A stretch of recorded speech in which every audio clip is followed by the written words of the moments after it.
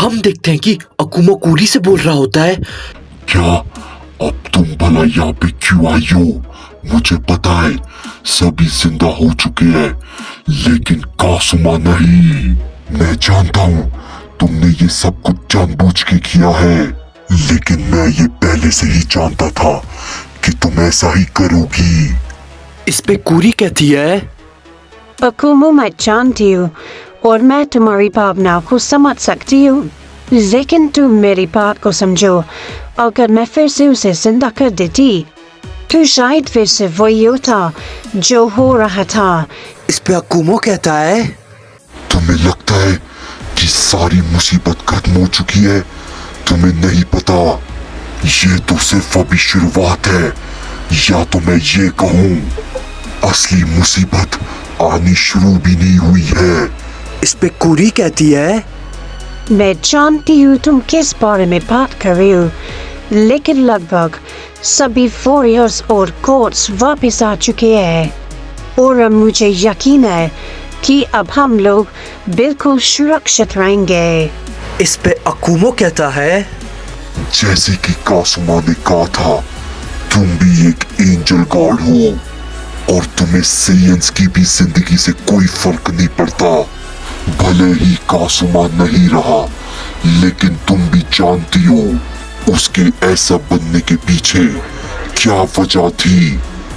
इस पे कूरी कहती है, वह इस बात को पहली बात ही जानती हूँ अकुमा कि कासुमा पूरी तरीके से गलत बिल्कुल भी नहीं था, लेकिन वो सबको मार देता और अगर मैं उसे वापस से जिंदा कर देती हूँ तो हो सकता है उसको इस बार रोकना नामुमकिन हो जाता।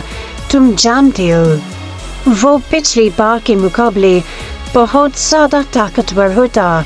इस पे अकुमा कहता है, तुम्हें मुझे अपनी सफाई देने की कोई जरूरत नहीं है, क्योंकि मैंने उसे खुद अपने हाथों से मारा है। तो मुझे बेहतर पता है तुम में से कोई भी इस बात के बारे में बेहतर नहीं जानता, लेकिन आने वाली मुसीबत बहुत बड़ी होगी, सबको उसके लिए तैयार रहना होगा। ये कहने के बाद अकुमा वहां से चले जाता है। इस पे कूरी कहती है, मैं तुम्हारा दुख समझ सकती हूँ अकुमा, लेकिन अगर मैं बीते विकल्प को बदलने की कोशिश करूँ तो बहुत बड़ा अनर्थ हो सकता है। मुझे इसके लिए माफ कर देना। ये कहने के बाद कूरी भी वहां से ओमनी पैलेस पे चले जाती है और उधर हम देखते हैं कि गोकू गोहान के साथ अपनी ट्रेनिंग कर रहा होता है। गोकू अपने अल्ट्रा इंस्टेंट फॉर्म में होता है और वो गोहान के कई सारे हमले को डॉज करे जा रहा होता है। गोहान अपने कई सारे हमले गोकू के ऊपर किए जा रहा होता है, लेकिन गोकू के ऊपर उसका कोई भी असर नहीं हो रहा होता।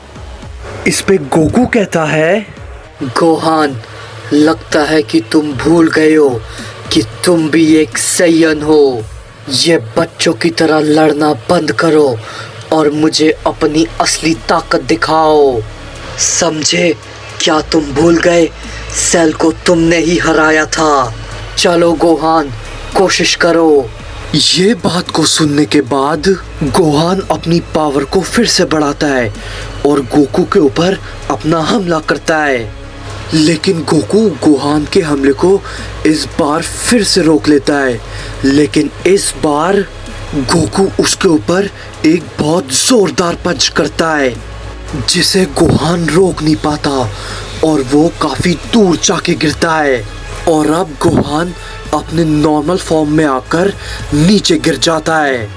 इस पे गोकू कहता है, लगता है गोहान के लिए करना काफी मुश्किल होगा, लेकिन कोई बात नहीं, लगता है मैंने कुछ ज्यादा ही सोच लिया।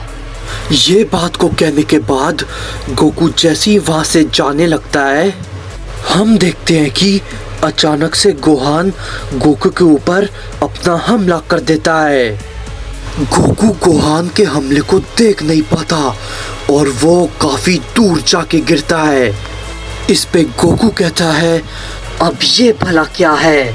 जैसे ये बात गोकू बोलता है, हम देखते हैं कि गोहान तुरंत ही फिर से गोकू के ऊपर अपना हमला कर देता है।